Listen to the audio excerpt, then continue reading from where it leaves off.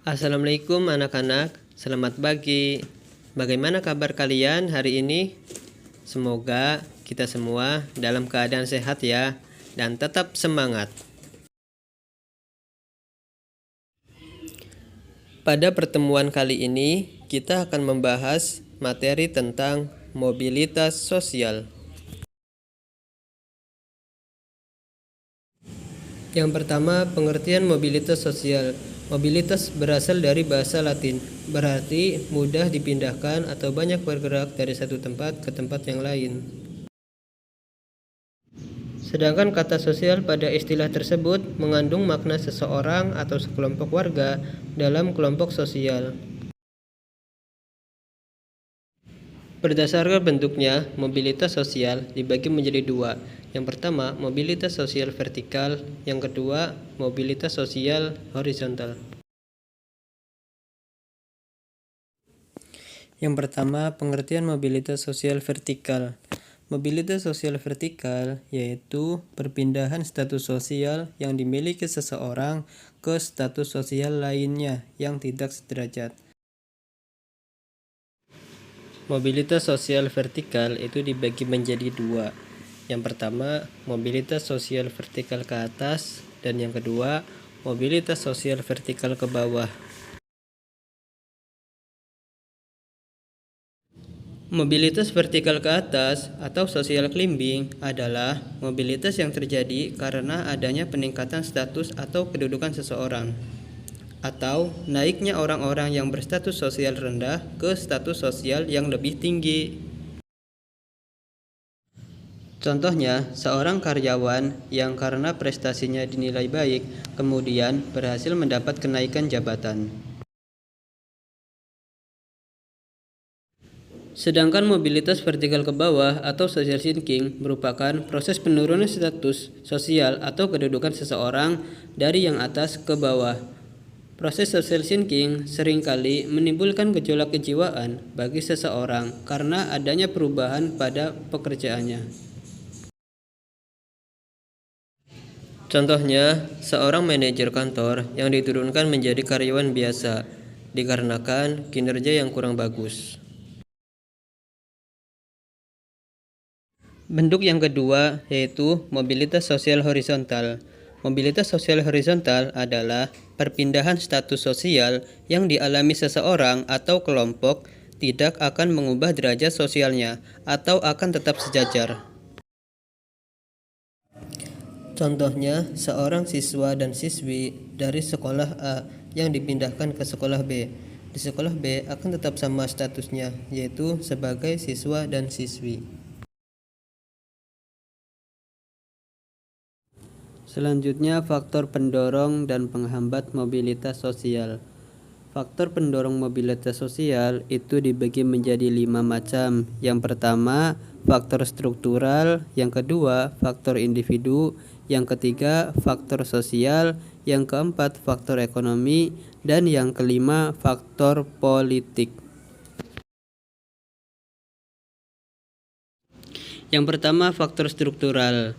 Coba kalian lihat gambar di samping ini.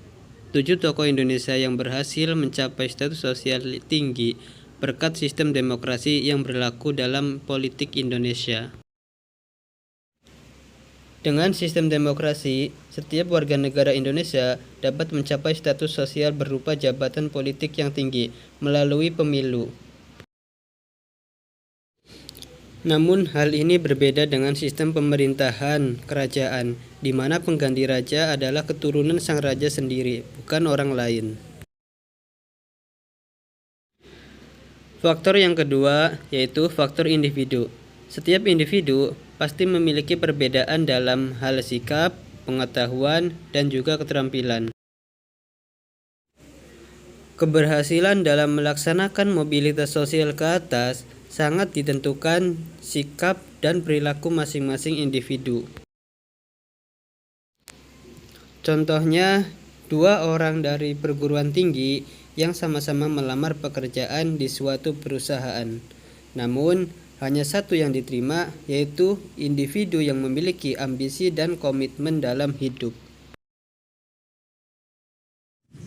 Faktor yang ketiga yaitu faktor sosial. Setiap manusia dilahirkan dalam status sosial yang dimiliki oleh orang tuanya saat ia dilahirkan. Tidak ada satu manusia pun yang dapat memilih statusnya.